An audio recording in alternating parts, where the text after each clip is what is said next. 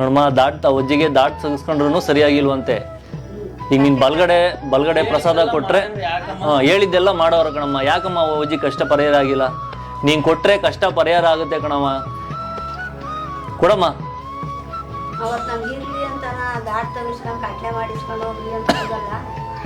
ಇವಾಗ ನಾವು ನೋವಿದ್ದಂಗೆ ನಾನು ಹೆಂಗೆ ಹೋಗಂಗೆ ಕಟ್ಲೆ ಮಾಡಿ ಕೊಟ್ಟಿದ್ದೀಯ, ನೀನು ದಾಟ್ ತೆಗಿಸ್ಕೊಂಡಿದ್ದೀನಿ ಅಂತ ಹೆಂಗೆ ಹೋಗೋಣ ಈ ನೋವಿನಾಗೆ?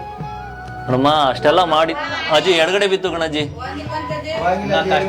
ಕಷ್ಟ ಹೋಗಿಲ್ಲ ಕಣಜ್ಜಿ, ನಿನ್ ಕಷ್ಟ ಪರಿಹಾರ ಆಗಿಲ್ಲ. ಬೆಂಗಳೂರಿಗೆ ಇದೆ ದೊಡ್ಡ ಆಸ್ಪತ್ರೆ. ಯಾವುದೇ ಕಷ್ಟ ಬರಲಿ, ಒಂದು ದೇವ ಹಿಡೀಲಿ, ಒಂದು ಮಾಟ ಮಂತ್ರದ್ದಾಗಲಿ, ಇನ್ನೊಂದಾಗಲಿ, ಹಿಂಗೆ ತೋಳ್ಗೈ ಮೇಲೆ ಹಿಂಗೆ ಎತ್ಕೊಂಬಂದಾಗ್ತನ್ನ ಗುಡಿ ಸುತ್ತರ ನಡೆಸಿ ಮತ್ತೆ ಅವ್ರನ್ನ ಚೆನ್ನಾಗಿ ಮಾಡಿ ಕಳಿಸಿ. ಬೆಂಗಳೂರಿಗೆ ದೊಡ್ಡ ಆಸ್ಪತ್ರೆ ಇದೆ.